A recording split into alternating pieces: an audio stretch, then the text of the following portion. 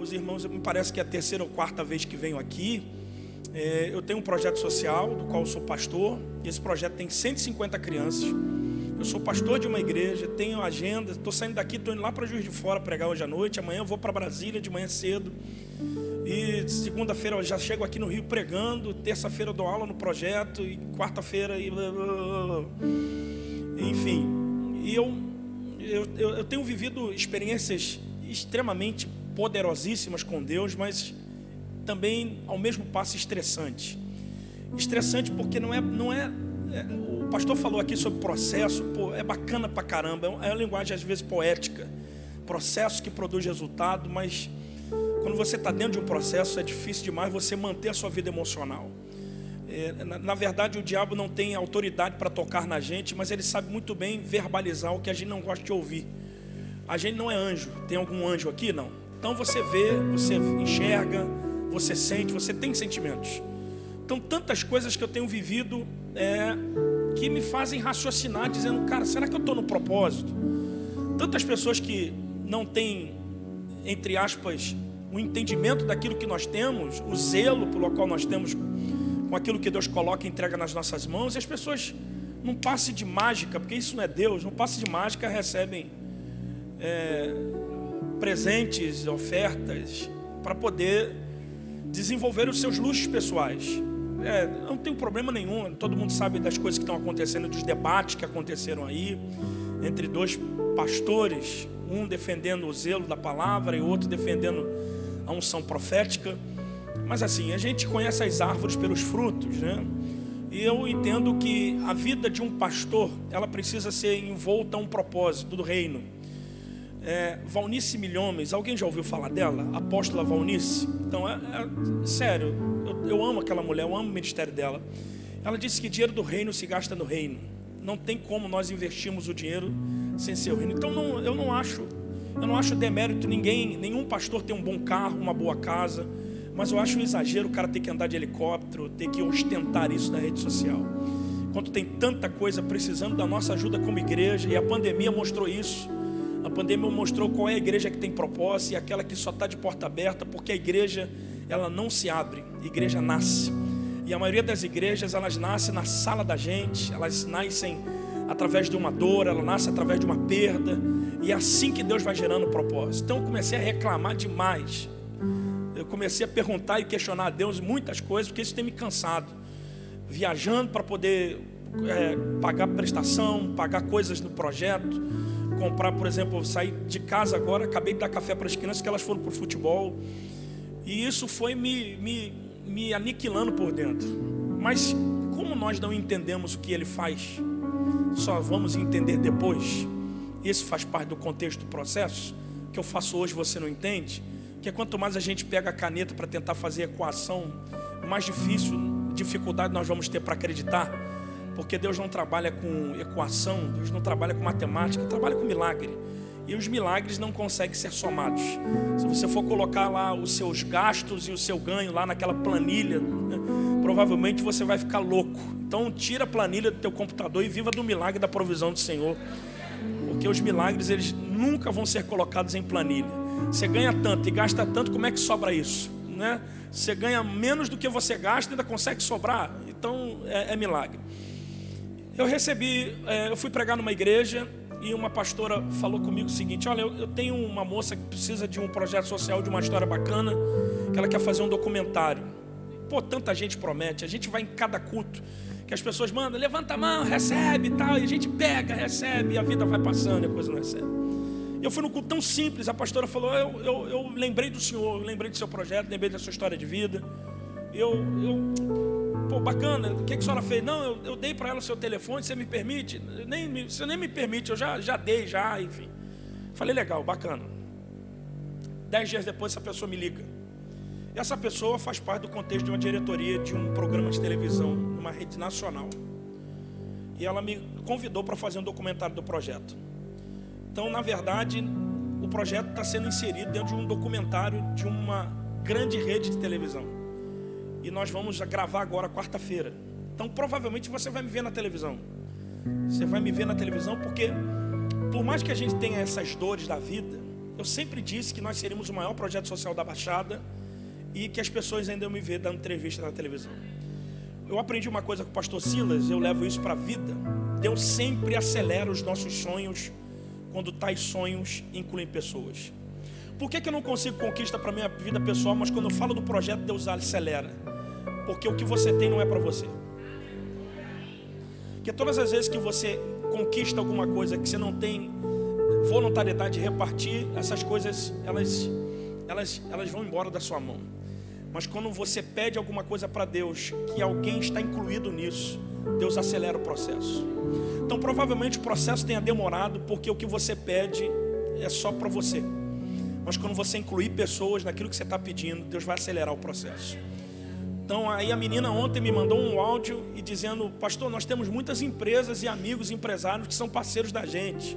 Eu não sei qual é o programa, eu sei qual é a televisão.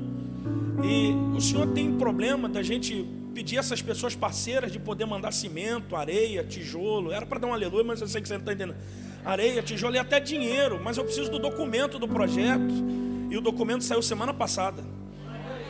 Eu preciso do documento do projeto, eu preciso saber se vocês, o espaço de vocês é alugado, se vocês são proprietários. E a gente é proprietário do espaço, eu não pago aluguel. Então tudo se encaixou no momento certo e as coisas vão fluir. Porque eu vou te dar uma palavra aqui que eu vou começar a pregar. Não há associação entre desespero e esperança. Não há associação entre desequilíbrio e vontade de Deus. Deus não vai trabalhar por quem é ansioso. Deus trabalha por aquele que nele espera. Então, por mais que a sua ansiedade tenha matado a sua esperança, Deus tem até misericórdia de fazer alguma coisa por você. Porque o que está valendo aqui é o que Ele empenhou na sua vida. Existe uma palavra empenhada sobre a sua vida. E dá um sorriso, que isso é bacana você entender. Deus sabe a luta que você teve para poder guardar o que Ele falou contigo. Não, você não tem luta com demônios, porque na verdade quem luta com demônios são os anjos que te protegem. A luta que você tem é contra você mesmo. E Deus sabe o esforço que você faz para lutar contra você mesmo, para que você continue acreditando naquilo que Ele um dia falou com você. Então existe uma palavra de Deus reverberando no meu coração e que eu queria dividir com vocês. E o tema da minha fala é: profeta cansa. Capítulo 19 do mesmo livro que você leu.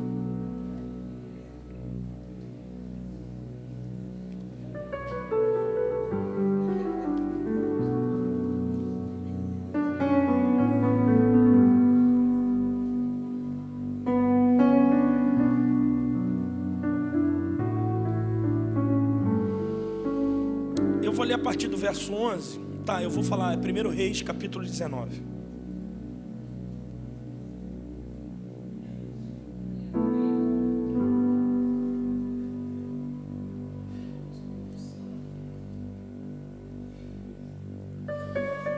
Deus lhe disse: sai para fora, põe-te neste monte perante o Senhor. E eis que passava o Senhor, como também um grande vento forte que vendia os montes, quebrava as penhas diante do Senhor.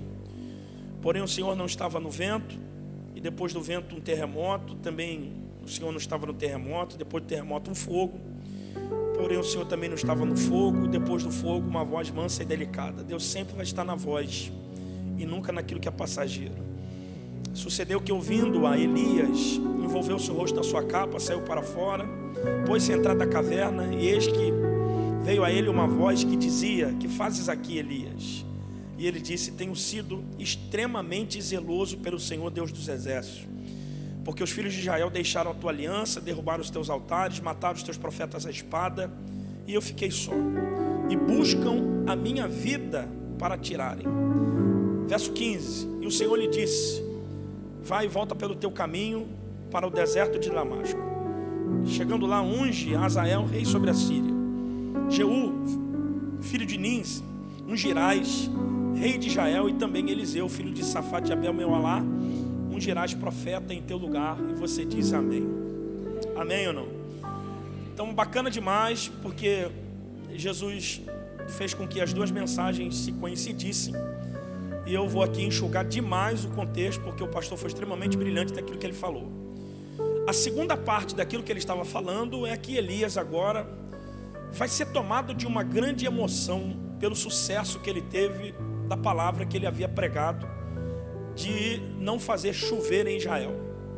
Ele vai se sentir tão empolgado, eu vou dizer isso aqui dessa maneira, tão empolgado, que ele vai fazer o desafio chamado Desafio do Carmelo. E a proposta era o Deus que recebesse a oferta e derramasse fogo sobre o altar, deveria ser clamado o Deus de Israel. Todo mundo aqui ouviu provavelmente que Israel está aqui vivendo numa apostasia sem limite.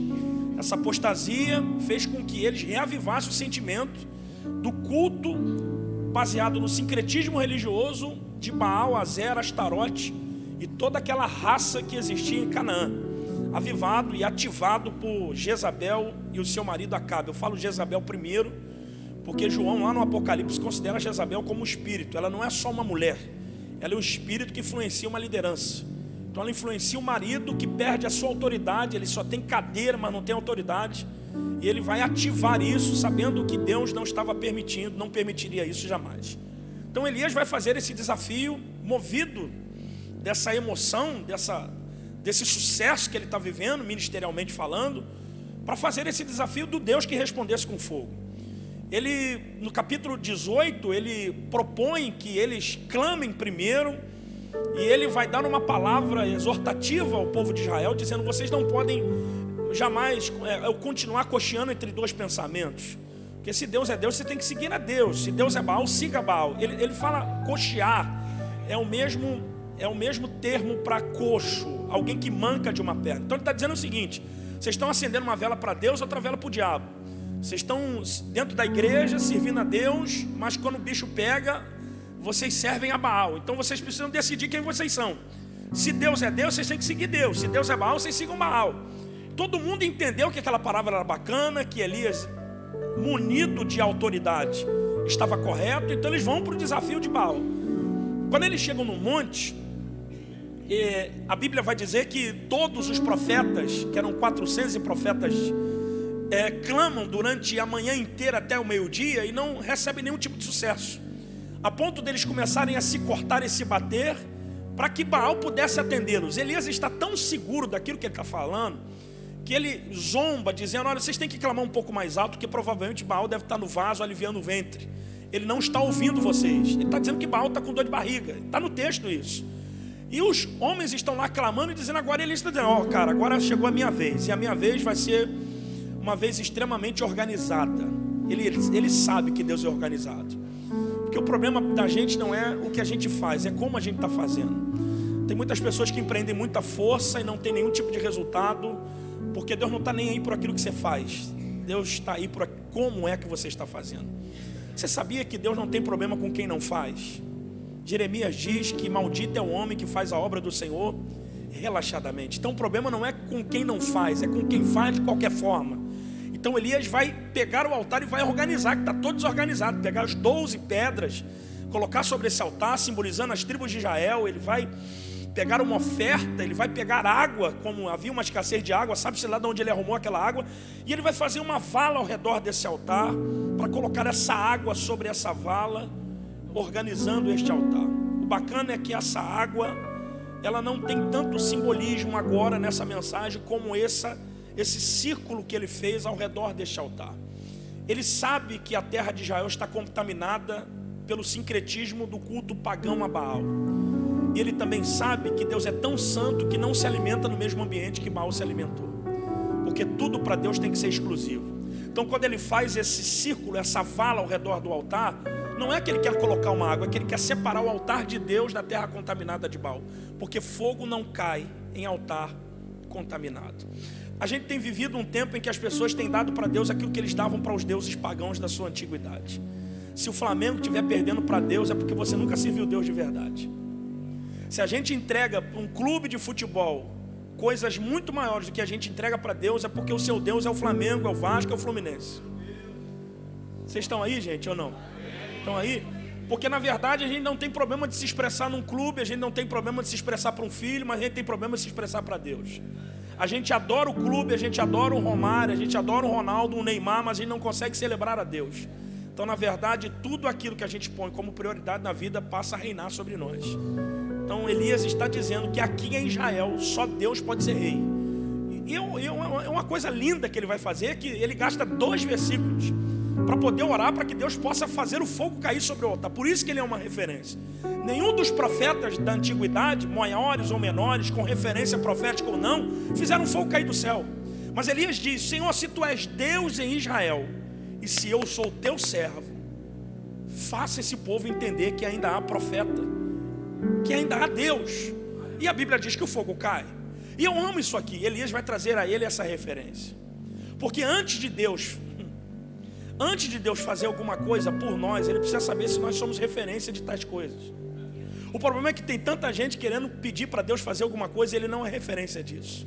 Quando os apóstolos estavam lá na Porta Formosa, que o coxo estava pedindo uma moeda, o que Pedro e João disseram? Olha para nós. Amém ou não? Porque a referência de Deus fazer alguma coisa é o canal de que ele vai usar. O problema é que tem muita gente que fala e Deus não cumpre porque ele não é referência. Amém ou não? Porque palavras encantadoras e bacanas a gente tem no livro de Augusto Cury. Mas o problema é que se a palavra encantadora e bacana vai gerar vida na gente. Porque as coisas só geram vida quando quem está falando é referência no céu por aquilo que ele está falando. Porque eu preciso me comprometer com isso. Amém ou não? Então Elias é o cara referência. E na boa, você sabe que tem muitos outros profetas aqui que estão sendo alimentados a pão e água. Mas esse tempo aqui é desse cara. Ele pode não ser a melhor pessoa a ser usada por Deus, mas quando o tempo é dele, quando o tempo é seu, é você quem Deus vai usar. Você não precisa se diminuir porque tem alguém melhor do que você. Você não precisa olhar para alguém porque é formado, porque alguém é letrado, porque alguém na verdade tem um gabarito espiritual e profético melhor do que o seu e se diminuir por isso. Porque quando o tempo é seu, até o que era para dar errado dá certo. O tempo é seu. Você não é a melhor pessoa para fazer isso, mas você é a única pessoa que Deus escolheu para fazer isso. Você não é o ideal, mas você é a realidade do reino. Então Deus vai usar você para fazer. Amém ou não? Então Elias é um cara sujeito às mesmas paixões que a gente. Vai fazer o fogo cair do céu. E ele vai sair de lá com agendas abertas. Porque Elias, me parece que ele é semelhante aos profetas da nossa geração. Aos profetas que não entendem que depois do sucesso de um trabalho a gente precisa se reabastecer e não se expor. Todas as vezes que Jesus tinha sucesso numa empreitada, ele subia para o monte para se esconder. E em muitos milagres ele dizia: não conte que foi eu que fiz. Eu sou orgulhoso, gente. Todas as vezes que eu vejo minha foto, alguma coisa assim, eu sou tentado a falar que sou eu, que vocês estão aqui para me ouvir. E vocês não estão aqui para me ouvir.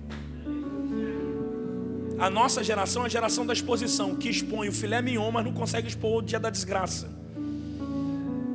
E na verdade se expor é extremamente perigoso. Vocês estão aí ou não? Não foi no Querite que Deus mandou Elias se esconder depois que ele mandou a coisa. Então Deus não quer que você se exponha. Se esconda. Para você não correr o risco, como o pastor disse aqui, de você tomar para si o que não te pertence. Não é você que batiza, não é você que cura, não é você que restaura, é Ele que faz isso. Então ele precisa se esconder, mas ele não se esconde, ele se expõe. E a exposição fez com que o nome dele parasse num lugar que não deveria parar. Na mesa de Jezabel de reunião. Jezabel na reunião ficou sabendo que Elias está matando todo mundo, seus profetas. E vai dizer, olha, no capítulo 19, verso 1, se eu não fizer a esse homem a mesma coisa que ele fez aos meus profetas, eu mudo de nome. Aí a Bíblia diz que aqui começa a minha mensagem, que Elias então, quando ouve as ameaças de Jezabel, ele foge para preservar a sua vida. Ele foge para preservar a sua vida porque ele não está entendendo que Jezabel não é maluca de tocar um dedo nele. Mas o problema é que quando o medo toma conta das nossas razões, a gente não consegue raciocinar coerentemente. Pastor, por que você está dizendo isso? Porque Jezabel sabe que se matasse Elias no outro dia, as pessoas mandariam fazer uma estátua e aclamariam Elias como rei. E a única coisa que Jezabel não queria era concorrência. Mas ela sabe onde Elias é vulnerável. Elias é semelhante a um crente que você conhece, que faz fogo cair, mas não consegue se proteger de uma palavra. É uma pessoa que quer aplausos pelo sucesso, mas não consegue ouvir crítica. É as pessoas que acham que a igreja é a nossa zona de conforto. Não, aqui é a nossa zona de crise. Aqui não é o lugar que você tem que se sentir confortável. Aqui é o lugar que você tem que estar em crise. Aqui é o lugar que mede o seu potencial e vê o teu resultado. E o problema é que você tem muito potencial, mas está aí com essa cara de Nutella dizendo que todo mundo te abandonou. Na verdade, você não quer uma igreja, você quer um jardim de infância. Vocês estão aí, gente? Estão aí?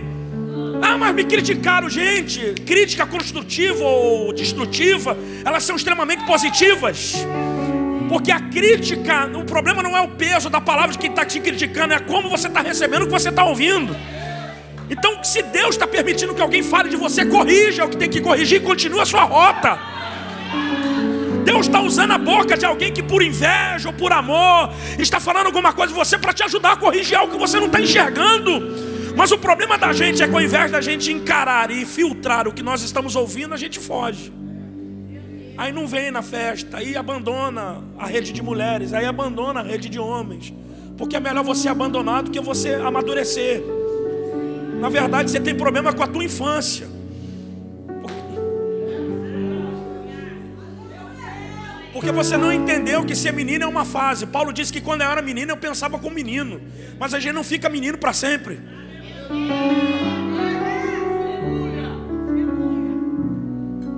Gente, que água. Essa água é. O que tem aqui nessa água? Óleo? Que é isso? Então, dentro desse conceito, Elias vai fugir. E ele foge em algumas etapas. A gente não tem tempo para falar isso aqui. Em algumas etapas, até que chegou no texto que nós lemos.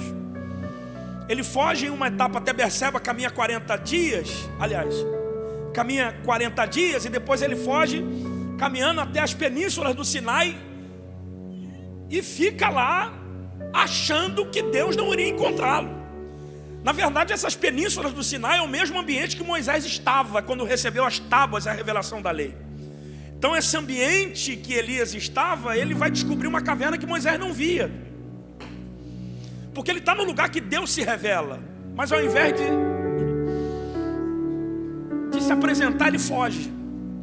Porque ele provavelmente está tão ferido na alma que ele está confundindo a perseguição de Jezabel com aquilo que Deus pode dizer a ele. Porque ele está achando que o ministério dele é medido pela aprovação de alguém. Ah, já que Deus deixou me perseguir, é porque Deus não está me aprovando. Quem disse que Deus precisa da opinião de alguém para te aprovar ou te reprovar? Então ele vai se esconder. Ele está com tanto medo que se esconde. Na verdade, ele não só se esconde. Ele tem um episódio. Eu estou tentando resumir aqui, mas eu vou ter que ser bem. Ele se assenta debaixo do zimbro. Depois do zimbro o anjo vai lá, dá para ele o pão e comida e água. Ele vai e caminha mais um pouquinho. Depois o anjo vai lá, visita ele novamente, dá pão cozido sobre pedras em brasas. E ele caminha mais uma vez até ele chegar nas penínsulas do Sinai. Mas antes dele chegar lá, ele deixa para trás o camarada que anda junto com ele, que era o seu moço, que era o moço do profeta. E quando ele acha que está escondido se refugiando dentro de uma caverna, Deus aparece para ele lá. É isso que está no texto? Não. O que fazes aqui é a expressão que o texto usa. Quando ele se esconde na caverna, ele ouve uma voz dizendo: o que fazes aqui? Então ele não se escondeu, ele só foi onde Deus estava. Porque antes dele entrar na caverna, Deus entrou primeiro. E essa caverna não é punição, é tratamento. Terapeuticamente, Deus vai falar para ele: o que fazes aqui? E ele vai começar a reclamar de Deus. Eu tenho sido muito zeloso pelo Senhor. É a primeira coisa que ele fala. Diga comigo, zelo.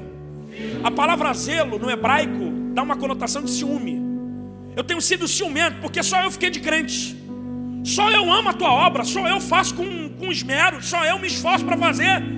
Está todo mundo tirando onda com camisinha, com coisa, um montão de coisa. E eu estou aqui fazendo com esforço. Ninguém mais te teme, só eu fiquei. Ninguém prega a verdade, só eu que prego. Ninguém te adora com intensidade, só eu que adoro. E eu fiquei sozinho. Aí a loucura é que Elias está extremamente doente. Tira a minha vida, disse ele, porque eu não sou melhor do que os meus pais. Aí o Senhor diz: sai para fora desse monte. Eu vou te mostrar os fenômenos da natureza. Terremoto, vento, fogo. Tudo é passageiro. Agora eu vou te mostrar o que é eterno. E ele ouviu Deus falar através de uma voz mansa e suave como uma brisa. Dá um sorriso. Provavelmente isso vai agredir o seu ouvido, mas vai curar a sua mente. Elias é um crente semelhante a gente, que fez tanta coisa para Deus sem ouvir nada dele.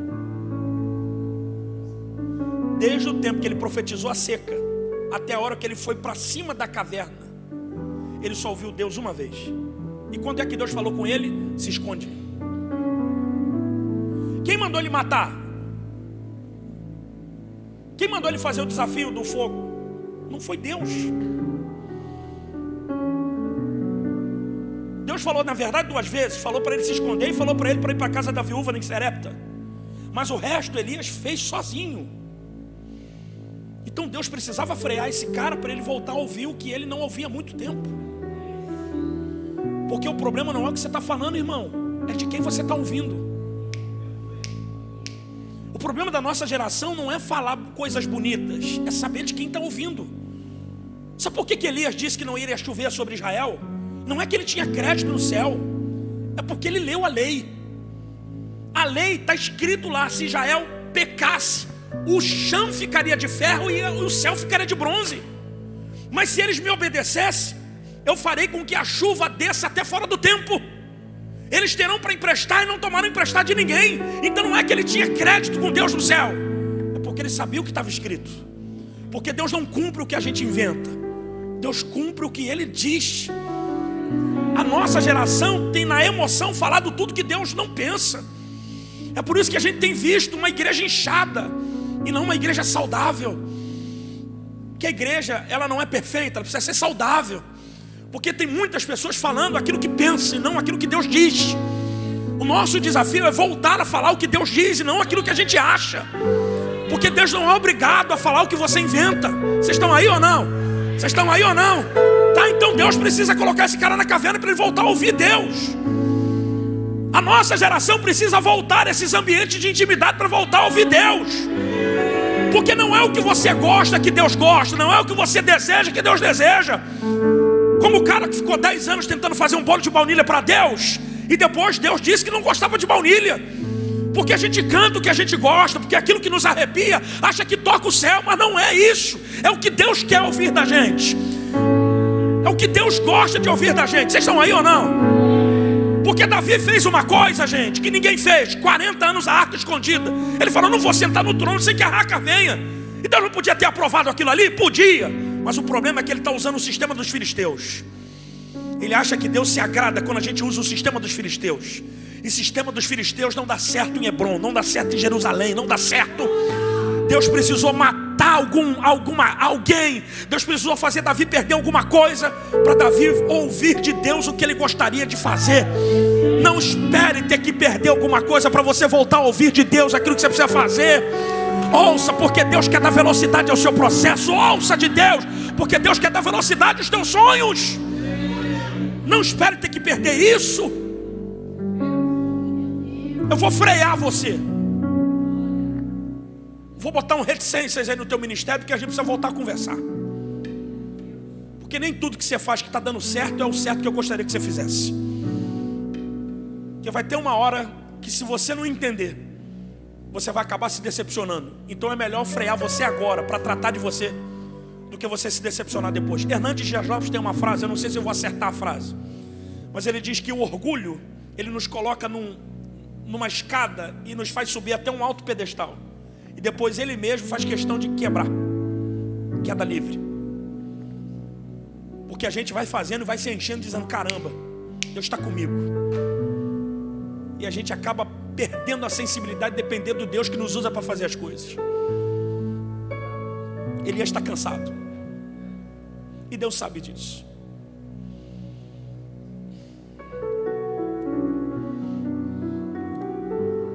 E essa caverna não tem nada de maldição, de pecado. É só descanso. O que Elias precisa é só descansar. Talvez 10 dias de repouso para você seja legal.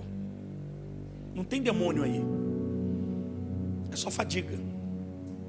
Mas o cansaço, olha para mim. O cara teve 3 anos e meio de ministério, amém? Beleza? Cara, mas quando é que ele começou a cansar? Provavelmente no 2º ano. Porque a gente não cansa no início. Porque no início de um projeto tudo é novidade. O problema é quando a gente está na metade. Porque quando a gente está na metade, a gente começa a raciocinar se vai valer a pena continuar ou se a gente tem que voltar atrás. Mas você é inteligente. A mesma distância que você tem para andar para frente, você tem para andar para trás. Então, descansa só um pouquinho e continua. Eu sei que você já pintou metade da parede. E quando você chega lá na primeira metade, você... Estou cansado e olha, ainda tem mais a outra metade para pintar. Tá bom, descansa só um pouquinho e pinta a outra. Você não precisa pintar tudo num dia só. Deus não exige de você resultado rápido. Ele quer que a coisa seja bem feita. Porque Deus não mede a sua obra pelo resultado, mede pela fidelidade. O problema não é você ser veloz, o problema é você ser fiel. Estão aí? Agora dá um sorriso que eu vou começar a pregar para você. Quando Elias nasceu, provavelmente esse problema já existia. Então quando você nasceu, esse problema que você está encarando já existia. Mas por que Deus te fez nascer nesse problema? Porque na realidade você é a resposta de Deus para o problema que já existia. Você poderia ter nascido numa casa melhor do que a sua, mas por que você nasceu nessa? Você poderia ter morado numa rua melhor do que a sua, mas por que você mora nessa? Porque você é a resposta de Deus para esse ambiente. Deus quis que você nascesse nesse ambiente para você quebrar o ciclo da miséria de Satanás naquele lugar. Mas na minha família todo mundo morre de câncer até você nascer. Na minha família ninguém tem casa própria até você nascer. Na minha família ninguém é formado, ninguém tem formatura a nível de faculdade até você nascer. Na minha família ninguém é crente até você nascer. Na minha família ninguém é profeta até você nascer. Na minha família ninguém é empresário até você nascer. Deus te fez nascer nesses ambientes para quebrar o ciclo de vício de Satanás no nível da miséria. Então a primeira coisa que eu queria dizer para você aqui é que o cansaço vem. E existem várias situações que podem nos levar ao desânimo. A primeira coisa, dá um sorriso, anota no teu coração, é você fugir de problemas que você deveria enfrentar. Problema não resolvido é problema repetido. Resolve essa banca. Não deixe o seu filho ter que resolver o que você nasceu para resolver. Você é a melhor versão da sua família. Você é a melhor versão dessa igreja. Que Deus não vai deixar as pedras clamarem, os meninos terem que pregar. Você está aqui, o tempo de Deus é teu agora. Não, bota na mão do teu irmão e diga, é contigo o negócio. Diga, isso não vai durar mais 5 anos, 2 anos. Esse ano a gente resolve esse negócio. Esse ano a gente resolve esse problema. Esse ano a gente resolve essa dificuldade. Não permita que o problema enxergue que você se tornou mais fraco do que ele. Não deixe ele enxergar medo em você. Você está me ouvindo? Não deixe o problema enxergar medo em você. Perna tremenda é normal. Mas existe um leão que está rugindo aí dentro de você. Existe um leão que está rugindo aí dentro de você. Porque esse conceito, essa falsa humildade de falar que nós somos menores, nós somos pequenos, mas nós não somos menores, porque o maior habita em nós. Então o problema, segura para tu dar um pulo dessa cadeira. O problema não é o tamanho do gigante que você está enfrentando, mas é o nível de Deus que você carrega. Com eles está o braço de carne, mas conosco está o braço forte do Senhor. Resolve esse problema.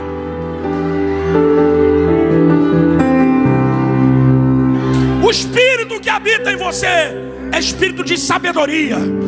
Bate na mão de alguém e diga, essa semana Deus vai invadir a sua mente. Deus vai ampliar a sua visão.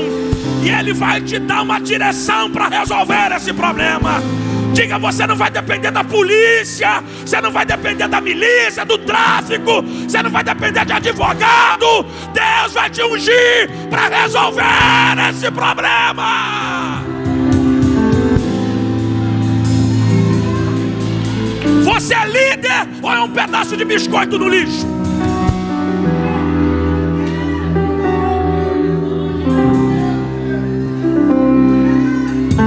O problema já enxergou que você fica com essa carinha de Nutella, de pobre coitado, com esse coitadismo miserável.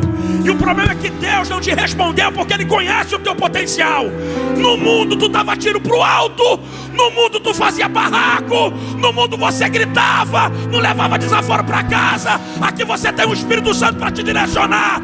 Deixa Deus te usar nesse potencial. Resolve esse problema.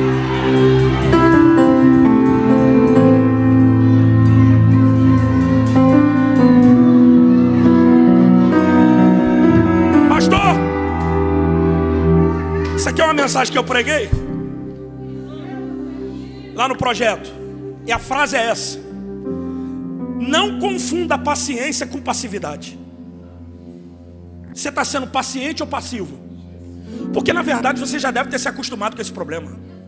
Se é brasileiro, já se adapta com tudo, né? Dig-dig-dig, dig-dig-dig-ju, dig-dig-joy, joy, joy, joy, né? Já se adaptou com isso tudo. Mas pastor, Deus vai entrar nessa guerra. Tu acha mesmo que Deus vai deixar o trono dele sendo adorado pelos anjos para descer na terra para lutar a tua guerra igual D'Artagnan? Agora Deus está vencendo, agora é o diabo. Você acha que o Criador de todas as coisas se reduz ao ponto de descer na terra para guerrear a tua guerra? Não, Deus tem anjos para isso. Desculpa, mas Deus não desce para lutar a guerra da gente. Quem tem que lutar é você. Porque se Deus deixa o trono para lutar a tua guerra, Ele está com dificuldade de entender qual é a sua autoridade. Ele está se diminuindo ao ponto de se achar que Ele é parecido com aquele que Ele criou. Deus não faz isso. Deus tem anjos. Deus tem força da fraqueza. Deus te deu e te muniu de autoridade. Você nunca ouviu que Jesus disse que aqueles que acreditassem nele fariam as obras que ele fez e as fariam maiores ainda? Sumiu aí o glória? Qual foi a parte do Novo Testamento que Deus desceu para resolver o problema? Agora existem diversos textos, principalmente de Paulo e Silas na prisão, que ele mandou terremoto, que ele mandou anjo. Então Deus não vai descer.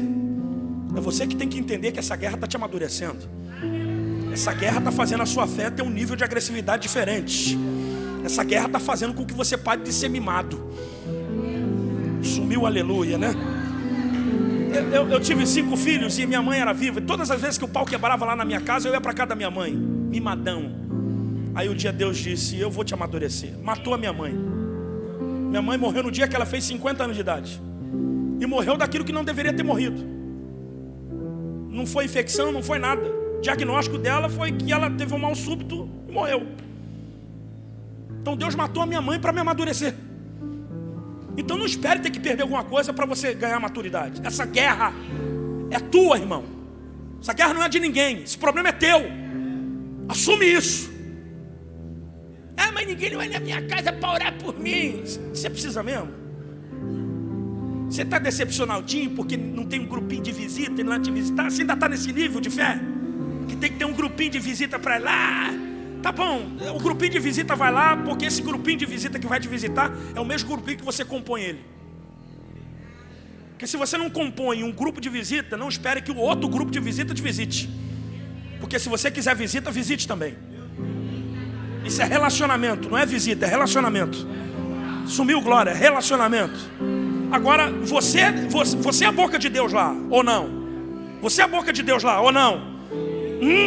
Então vendo ele, verso 3 do capítulo 19, vendo ele, se levantou para escapar com vida e foi chegando a Betseba, que é de Judá, e ali deixou o seu servo. Elias está fugindo do problema.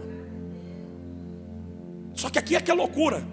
Capítulo 19, o verso 3 também, a última parte, diz que ele em Judá deixa o seu servo. Deixa quem? Deixa quem? Deixa quem? Sabe quando é que a gente fica fadigado com as coisas? A gente fica fadigado quando a gente não enfrenta situações que a gente deveria, e quando a gente começa a abrir mão das pessoas que Deus colocou do nosso lado para ajudar. O diabo gosta desse sistema de isolamento que você fez. Melhor só do que mal acompanhado. A igreja é lugar de se fazer amigos. Eu não admito que você tenha uma teia de relacionamentos melhor lá no mundo do que na igreja. Porque se os seus melhores amigos estão no mundo, é porque você não entendeu nada do que é a igreja. Jesus disse que para que todos sejam um.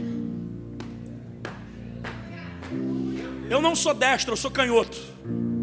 Eu sou canhoto. Eu tenho uma bomba aqui no futebol com essa perna, que só o Adriano Imperador tinha. Então todos os gols que eu fazia na banheira com essa perna, a direita também celebrava. Porque na verdade eu só chuto com a esquerda se a direita me apoiar. Então tem gente que só está do seu lado para te apoiar, não é para resolver o que você tem que resolver. Segure a mão de alguém e diga assim: eu só quero teu apoio, não precisa resolver, deixa que eu resolvo. Ah, mas Mas eu ajudei muita gente e ninguém me ajuda. Você não precisa de ajuda, você precisa de apoio. A unção para resolver está sobre a sua vida. Você precisa de apoio. Você precisa de alguém que esteja intercedendo por você. E tem gente intercedendo por você. Você é chato pra caramba, nem você consegue se aturar. Então Deus colocou do teu lado alguém para te apoiar, alguém para te incentivar. Bate na mão desse brother aí e diga assim: pode ir, conte com as minhas orações, pode ir, conte com a minha intercessão, pode ir, porque enquanto você vai, eu estou na sua retaguarda te protegendo. Agora o problema é que a gente quer escolher. A gente não gosta de gente que é chata do lado da gente. A gente gosta de gente que nos aplaude. Ah, vai aí mesmo. Eu ia falar besteira aqui, mas eu não estou na assembleia. A gente gosta de todo mundo que está esquisito. A roupa está esquisita aí. Cabelo está horrível. Barriga está crescendo. Não, você tem que desconfiar que esses caras que nunca te confrontam. E amigo de verdade é chato. O livro de Provérbios diz que a gente tem que amar um amigo em todo o tempo, que na angústia nasce um irmão. Então, você que escolhe os amigos que tem que amar. Então não espere do amigo, ame você. O livro não diz que é o amigo que tem que te amar. O provérbio não diz que é o amigo que tem que te amar. É você que tem que amar em todo o tempo. Que na dificuldade esse amigo se transforma em um irmão. É porque eu sempre dou carinho, mas... Palhaço. Não abra mão das pessoas que Deus colocou do seu lado para te ajudar. Porque na verdade, quando você está em crise, as pessoas que mais sofrem são aquelas que estão mais perto de você. Você está com um problema interior. E como você não consegue resolver aqui dentro, você desconta quem está do seu lado. Tem muitas crises na sua família que você deveria ter diminuído porque você não entende você mesmo. Você tem que parar de exigir que as pessoas te entendam. E você tem que aprender a se conhecer. Que tem momentos na vida que a discussão não vale a pena. Vai para o banheiro, conta até 1000, volta. Oxigênio na mente, raciocina melhor e toca a sua vida. Agora o problema é que a gente não sabe com quem a gente está lidando. Você está com o rostinho todo bonitinho, mas por dentro, deixa para lá. E vai dar ruim. Dá ruim, porque algumas pessoas vão se agregando de igreja em igreja. Daqui a pouco elas não têm mais igreja para congregar. Porque tais pessoas, elas não conseguem se relacionar e acham que todo mundo é mau, só ela é boa. Elas vão deixando um rastro de quebra de relacionamento. E igreja é relacionamento, irmão. E na boa, eu amo o profético, eu amo a unção, mas profético, unção, ministério não flui se não tiver relacionamento. Vocês estão aí? Estão aí ou não? E relacionamento se conquista. Porque é você, somos nós,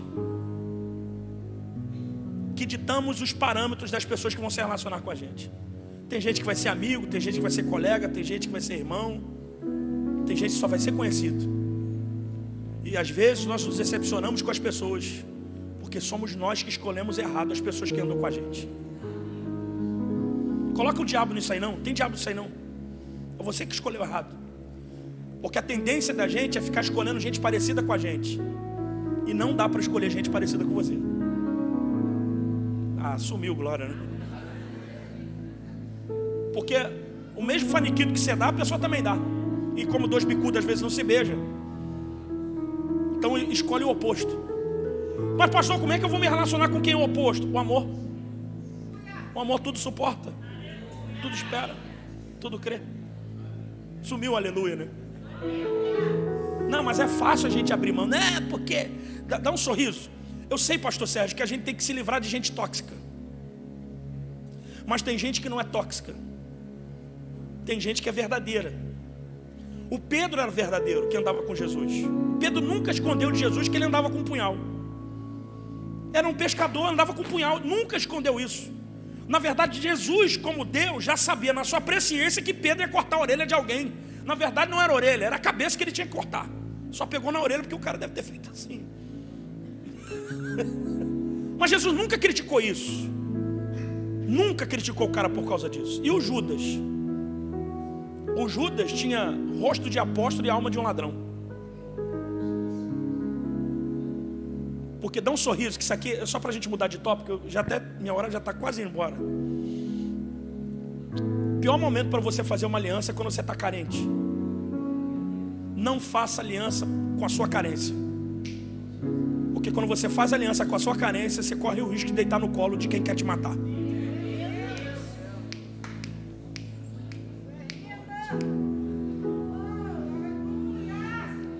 Antes de fazer um amigo, você precisa ser de Deus. Porque se você for de Deus antes de ter um amigo, você não se decepciona com ninguém. O problema é que você colocou na vida dessa amizade aquilo que você deveria colocar no relacionamento que você tem com Deus.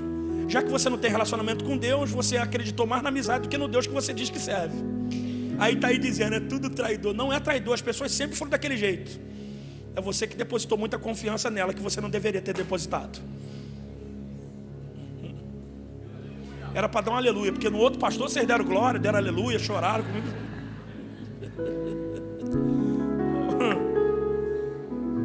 Terceira coisa,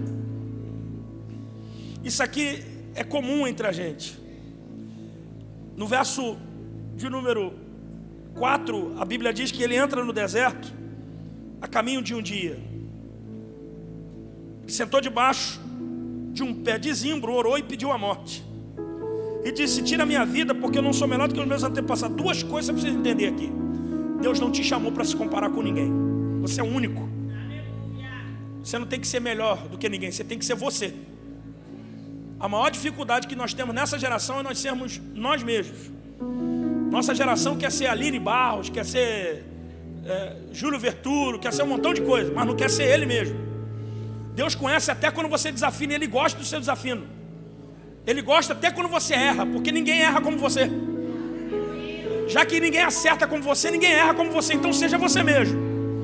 A armadura de Saul não vai caber em Davi, porque o que Deus fez para um não fez para o outro. Então vista aquilo que é seu e seja você mesmo. Uma outra coisa aqui que vai causar provavelmente o desânimo é esse desejo de morrer. Deus não te chamou para ter essa síndrome de morte. Pergunte por quê? Porque você já está morto. Eu não estou falando para um cemitério, mas eu estou falando para mortos. Paulo disse que já não vivo eu, mas Cristo vive em mim. Colossenses capítulo 3 diz, nós já estamos mortos e a vida que temos está em Cristo. E Cristo escondido em Deus, a não ser que na hora do batismo você só tomou um banho de piscina. Porque no batismo é o lugar que você morre. Você morre para o mundo para ressuscitar. Por que a gente tem que morrer? Porque morto não tem sentimento. Vida cristã não é medida por arrepio. Vida cristã é medida pela obediência. E só obedece quem morreu. Porque vai num cemitério, dá um tapa na cara de um morto, você vai ver se ele vai te revidar. Porque morto não tem sentimento. Você dá um tapa, bota a cabeça dele para cá, ele fica. Você bota o corpo dele para cá, fica. É assim que Jesus quer fazer contigo. Você não é uma marionete, mas você tem um Senhor. Não, a carta aos Hebreus diz que mudou o sacerdote, mudou a lei. Vocês estão aí? Nós continuamos debaixo de uma lei. Vocês estão aí ou não? Existe uma lei, porque nós somos assenhorados por Cristo. Aí Paulo vai dizer, escrevendo aos Romanos, dos que são guiados pelo Espírito de Deus, são filhos de Deus. Até no quesito paternidade, você tem que ter obediência. Porque o pai não consegue exercer domínio sobre um filho se esse filho é rebelde e desobediente. Então morra! Morra! Morra, porque nessa morte vai embora a tua mágoa. Nessa morte vai embora a tua depressão. Nessa morte vai embora a tua ansiedade. Nessa morte vai embora as doenças da sua mente. Nessa morte a mente de Cristo vai atuar em você, porque nós temos a mente de Cristo. Bate a mão nessa cabeça, diga, eu tenho a mente de Cristo. Diga, minha mente não é herança da minha família. Diga, minha mente não é a junção dos meus pais. Diga, minha mente é a mente de Cristo. Diga, então eu tenho que pensar nas coisas que são de cima. Eu preciso pensar naquilo que vem do alto. Leva essa mente cativa à obediência de Cristo. Morre, irmão. Quando eu comecei a morrer a cada dia, quando eu experimentei a morte a cada dia, as pessoas já não me magoavam mais. Porque a mágoa é inerente de gente viva. Elias está morrendo porque ele sabe exercer domínio profético, mas ele não sabe o que é uma vida emocional. Tiago vai dizer que ele é sujeito às mesmas paixões que a gente. Elias é um vaso de Deus, acostumado a cortar laço, sapatear na cabeça da serpente, atender telefone, profetizar, cair fogo do céu. Mas ele é vulnerável na mente. E o diabo sabe onde você é vulnerável. Então você não tem o direito de morrer, principalmente por causa de pessoas que não querem ver você vivo. Eu vou mais além. Você não tem o direito de morrer por coisas que já morreram na sua vida. Eu não sei se eu vou usar a frase certa, mas eu ouvi um camarada falar, um senhor dizendo: todas as vezes que eu tento voltar a um lugar de onde Deus já me fez sair, eu me decepciono porque eu não encontro mais o tempo lá. O tempo já não está mais lá. Então eu preciso construir um tempo que ainda não existe e esquecer do tempo que já passou. Então não tente recuperar as coisas passadas, reconstrua coisas novas. Deus vai fazer nova todas as coisas na sua vida. Era para dar um aleluia, era para selar esse negócio na sua vida. Pastor, mas e os meus sentimentos? Deixando para trás as coisas que passaram, eu prossigo para aquelas que estão adiante de mim. Prossegue, porque a glória que vai te ser revelada é muito maior do que as tribulações do tempo presente. Prossegue, não deu certo, levanta, sacode essa poeira, toma um copinho de água com gás e vai reconstruir novamente. Não deu certo, levanta, sacode a poeira, refaz o projeto, bota a mão na massa e reconstrói novamente. Até esse negócio dar certo, você não vai parar.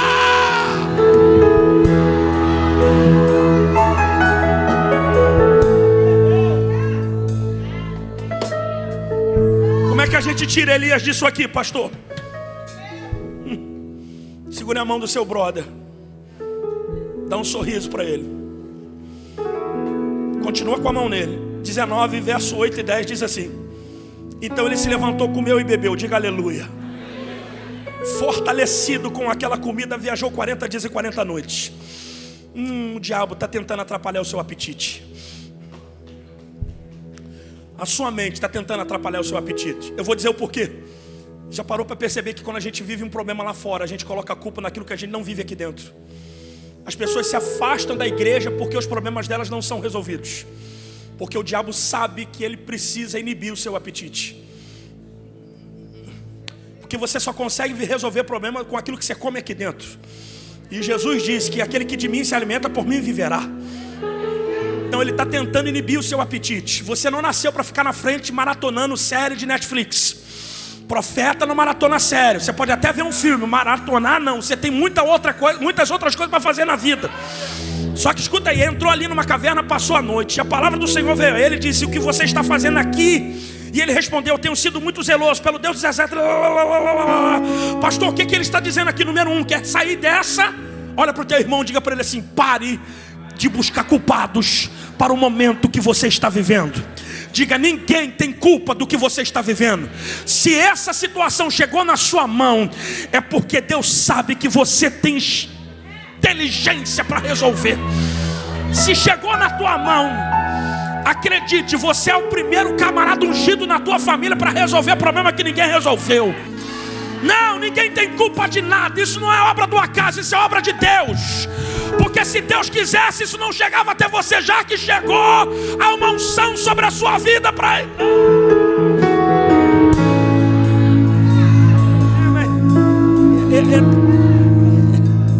Não quer casar mais não? Não caso mais não, porque eu fiquei muito decepcionada com meu ex-marido. Irmão, você não quer pregar mais não? Não quero pregar mais não, porque da outra igreja eu fui muito machucado. Pô, mas você é um exímio ministro de louvor, por que você não ministra? Porque ninguém me apoiou. Na verdade você está procurando alguém para crucificar, né? Porque você não consegue assumir que ninguém tem culpa do que você está vivendo. E acredite, tudo que você viveu na vida é porque você precisava viver. Porque Deus não tem rota alternativas. Deus tem caminho. Isso fez parte do seu caminho. Agora cabe a você entender se você vai viver daqui para frente baseado no currículo das coisas que você suportou, ou se aquilo que você viveu sepultou aquilo que Deus te deu para fazer. E tem gente sepultando ministério, sepultando família, sepultando projetos, porque não entendeu que aquilo que você deveria viver, você tinha que viver. É exclusivo seu. Ninguém poderia passar pela cirurgia que o pastor e o processo que ele está passando. É exclusivo dele. É exclusivo meu ter perdido o meu filho. É exclusivo seu perder emprego. É exclusivo seu ter problema com família. É exclusivo seu, porque está todo mundo querendo contar bênção, mas ninguém quer sofrer esse dano do processo. O processo não pode te danificar, ele tem que te amadurecer. Você não pode sair desse processo com sequelas. E eu vou dizer o porquê. Porque quando Jesus mandou chamar Lázaro, depois de 4 dias de morto, ninguém sentiu o odor. Desamarra o cara, ninguém sente o mau cheiro. Porque tudo que Jesus faz em restauração é sem sequelas. Então aqui não é culpa do diabo ou da igreja, é sua culpa carregar essa sequela que você está carregando na mente. Lembra de quando você estudava na escolinha dominical de discipulado? A titia não falava para você, você tem que carregar 2 saquinhos. Um saquinho é um saquinho furado, outro saquinho é um saquinho para você reter o que é bom. Então aqui você coloca as coisas boas e aqui você joga as coisas ruins para fora. O problema é que você está carregando os 2 saquinhos e não conseguiu furar um outro. E essas mazelas estão aí dentro de você e você não consegue se livrar dela. A lagarta precisa passar pelo processo de quebrar o casco da cabeça para ela aprender a ser uma borboleta. Era para dar um glória a Deus? Porque essa lagarta descobriu que ela não nasceu para ficar rastejando em tronco de árvore. Ela nasceu para voar na floresta. Mas ela tem que quebrar essa cabeça, ela tem que arrancar essa casca, ela tem que passar por essa metamorfose, ela tem que passar por essa pressão. Você não está entendendo que Deus está deixando você nessa pressão para você mudar a tua mente, mudar a tua consciência. Ele não tem filhos mimados aqui. Esse processo vai te fazer um sacerdote, esse processo vai te fazer um profeta, esse processo vai te fazer voar.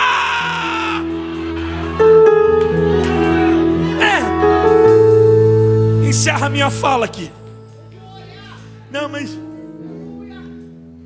é porque o senhor não sabe, porque no dia eu estava na outra igreja e o pastor pegou o microfone e falou tudo o que eu conversei com ele no gabinete. Então agora eu não converso mais nada com ninguém, porque eu não confio em ninguém. É mesmo? O problema é que você está culpando gente que não tem culpa daquilo que você viveu. Você está medindo as pessoas para a experiência única que você teve. Deixa eu te dar um conselho aqui. Eu pregava já no Brasil quase todo, sendo diácono da igreja. Na minha igreja, onde eu servia a Deus, eu chegava lá e ficava excluído no banco. E nem para servir uma ceia eu prestava. Mas quando eu ia pregar em outras igrejas, todo mundo me chamava de conferencista, de pastor. Eu tinha a honra do lado de fora e dentro da minha casa não tinha. E uma vez, várias vezes, pastor presidente não, mas os dirigentes, os outros presbíteros e pastores, pegavam o microfone e zap, a ponto de me fazer duvidar se eu tinha chamado. Aí eu chamei o meu pastor presidente, fui conversar com ele, eu e minha esposa. Ele disse: é pela obra que Deus tem com vocês.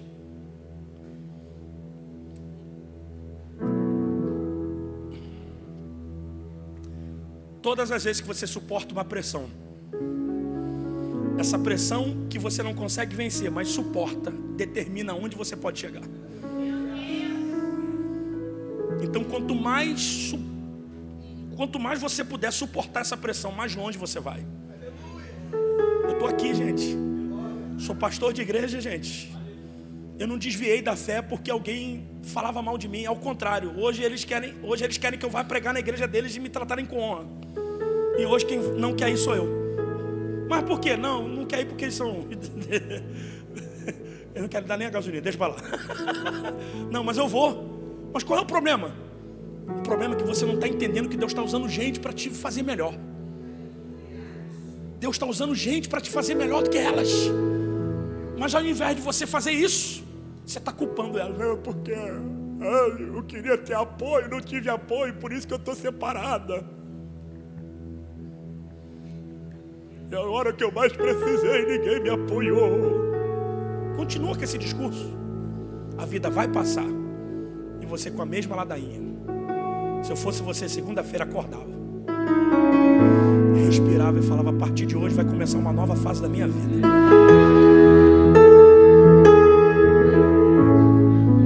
Bate na mão do teu irmão e diga: sabe por quê? Porque você ainda tem muita coisa para viver com Deus. Fala em nome de Jesus. Levanta, come, porque você ainda tem muita coisa para viver. Diga: apesar de você estar fugindo de Deus, Deus mandou um anjo encontrar com você. Você desistiu de tudo, mas Deus não desistiu de você. Porque tem coisas que Deus já colocou a palavra na tua boca, que não colocou na boca de ninguém. É um segredo que você entende. Então Deus vai atrás de você, não é por causa de você, é pela palavra que Ele colocou na tua boca. Segura a mão desse irmão, diga: Deus investiu muito em você. Diga: você pode não ter visto, mas Deus te livrou de muita coisa. Você não devia nem estar aqui hoje, mas Deus te livrou de muita coisa. Deus te livrou da fome, da vergonha, da enfermidade. Deus te livrou de madrugada, desse coração que queria parar. Deus te livrou do derrame, do acidente. Há um investimento de Deus na sua vida e Ele não vai desistir de você. Por isso, o que fazes aqui? O que fazes aqui? Termina agora. O que fazes aqui? O que você faz aqui? Eu não te ungi para ser profeta da caverna. Não, a caverna é pequena demais para o ministério que eu te dei. A televisão é pequena demais, o quarto é pequeno demais para o ministério que eu te dei. Essa clínica é pequena demais para o ministério que eu te dei. O que eu tenho para você é muito maior. Sai!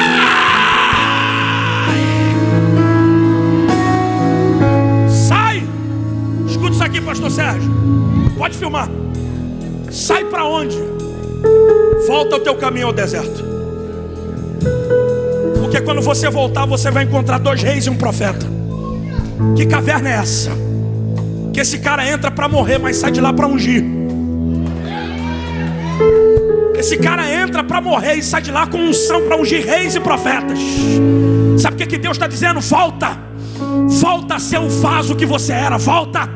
Não, Deus não quer que você avance, porque avançar é muito mais confortável do que voltar. Avançar é numa nova igreja, uma nova família, são novos ares para respirar. Voltar é ter que lidar com coisas que você achava que não teria que lidar mais. Mas o problema não é você voltar, é como você vai voltar. Você saiu querendo morrer, agora você volta como profeta. Levante a mão direita e diga: uma unção sobre a minha vida para destravar ministérios. Diga: tem gente esperando eu chegar para que o ministério seja destravado. Levante essa mão e dá um grito de glória e pega. Fica de pé. Volta a ser quem você era. Vou repetir. Volte a ser quem você era. Volte a ser quem você era. Agora dá um sorriso. Aqui é que está maneiro. Jeú foi o rei que Deus ungiu para matar Jezabel. Pergunte por quê? Mais alto. Porque tem um segredo aqui. Provavelmente Jezabel e Elias nunca tenham se visto. Nunca se viram. E é bom que o teu inimigo não te veja, mas saiba que você existe. Porque apesar de você não resolver o problema dela, você está ungindo alguém que vai resolver. Deus não ungiu Elias para resolver o problema de Jezabel. Deus ungiu Elias para acabar com a idolatria de Israel. Mas você está ungindo alguém que vai acabar com quem te persegue. para dar um aleluia. Pastor, por quê? Jeú só tem um episódio da morte de Jezabel e desaparece. Porque tem gente que é tão significante na Bíblia que não precisa pegar 3, 4 páginas. Um versículo só já é o suficiente para a gente entender o peso da palavra de Deus na vida dele. Dá um sorriso. Dá um sorrisão. Quer ver? Quem já leu sobre Moisés, levante a mão. Moisés, escritor, profeta. Amém ou não? Foi ungido para levar o povo para fora do Egito. Amém ou não? Escreveu os primeiros livros da Bíblia. Amém ou não? Pentateuco, Decálogo, que são os 10 mandamentos. Amém ou não? Legislador. Mas ele só foi tudo isso quando ele encontrou com uma sarça. A sarça só tem 2 versículos que falam a respeito dela. Primeiro é que Moisés passava diariamente naquele ambiente do deserto de Midian. Mas um dia ele passou e a sarça estava diferente. Ele levava a ovelha ali para urinar e defecar perto da sarça. Mas o dia que a sarça acendeu, ele tirou a sandália dos pés. Porque as pessoas não te respeitam até o dia que Deus te acender. Porque o dia que Deus te acender, eles vão te respeitar. É por isso que eu não acredito que vocês estão num ambiente profético e não consigam ser acesos. Você não está aqui com a vela acesa na mão e sem reserva de azeite na outra mão. Não, você tem que ter reserva de azeite. Era para dar um aleluia, mas vou melhorar isso aqui. Vou despejar isso aqui em você.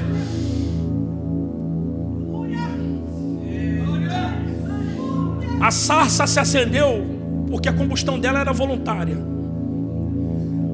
É isso ou não? Sim ou não? A sarça faz parte da família das fabáceas. É uma planta que cresce no deserto, que produz um óleo volátil que em contato com o calor do sol ela inflama. Então Moisés está acostumado a ver uma planta pegando fogo, mas uma que pega fogo não se consome. Ele está acostumado a ver crente acendendo, tendo um ministério daqui a pouco desviado. Mas tem um crente que tem 10, 15 anos que está na mesma intensidade. Porque o mundo não vai parar para dar ouvidos a quem é ocioso. O mundo não vai parar para dar ouvidos a quem é inconstante. Agora tem gente que pode não ter nome no cartaz, mas quando você pega na mão dele tem a mesma unção. Não, Deus quer acender um fogo em você para esse fogo nunca mais se apagar. Então volte a ser quem você era antes. Coloque a mão no seu coração. Quero orar por você. Diga: Espírito Santo, eu te amo demais. Nessa noite, nessa manhã, traz um renovo para a minha vida. Diga: traz um renovo para o meu ministério. Diga: não vou temer o que me pode fazer o homem. Mais alto, diga: não vou temer o que me pode fazer o homem. Diga: eu quero estar debaixo da tua unção. Diga: eu mergulho nessa noite. Aliás, nessa manhã, no oceano do teu espírito. Diga: pode medir o rio, que eu quero passar a nado. Diga: eu quero ser melhor do que o Elias. Mais alto, diga: eu quero ser melhor do que Elias. Fala: porque Elias não conheceu aquele que eu conheço, aquele que morreu e ressuscitou por mim. Diga: a glória de Elias era uma glória transitória, passageira. Diga: a glória que está sobre a minha vida é eterna e poderosa. Diga: então, Senhor, me faz transbordar nesse tempo. Diga: eu acredito que a igreja será arrebatada, mas eu quero estar aceso para esse dia. Eu quero iluminar a vida de muitas outras pessoas. Diga: Senhor, me faça um instrumento vivo nas suas mãos. Levante a mão direita e a esquerda e enche esse lugar de glória a Deus.